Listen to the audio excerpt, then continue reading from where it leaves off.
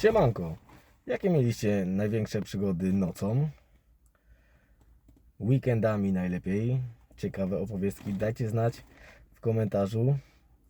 Czy może jakichś pijanych ludzi, albo ktoś próbował wam nie zapłacić i uciec, albo zażygał auto, to jeszcze gorzej chyba jakby zażygał auto.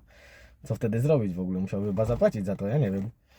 Nigdy mi się nie zdarzyło na szczęście takiego delikwenta wieść, który by się zżygał.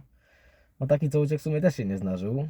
No ale ciekawi mnie jakie wy mieliście różne przeżycia, także dajcie znać w komencie i powiedzcie co tam ciekawego weekendowo wykminiliście. Jakie wasze najfajniejsze przeżycia weekendowe z taksóweczki, kursów wieczornych i weekendowych.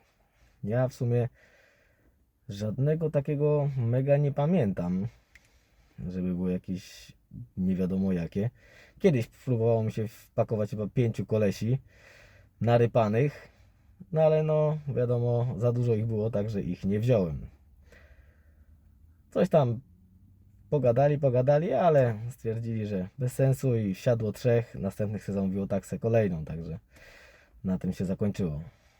Także innych ekscesów zbytnich nie było. A no w sumie może i dobrze, no bo bez sensu, no jakieś ekscesy. Kiedyś miałem znowu innego, jak jechałem bardziej taksówką, to wsiadła laska, ja zamawiałem Ubera, wsiadłem do Ubera i jeszcze jakaś laska się wbiła w ogóle, nie wiadomo skąd, i jeszcze gościowi normalnie oblała siedzenie, się zsikała. Normalnie byliśmy posikani z tym kierowcą, co odwaliła narypana laska. No ale cóż, tak bywa po imprezach. Dajcie znaka w komentarzu, jakie wy mieliście przygody. Siemano.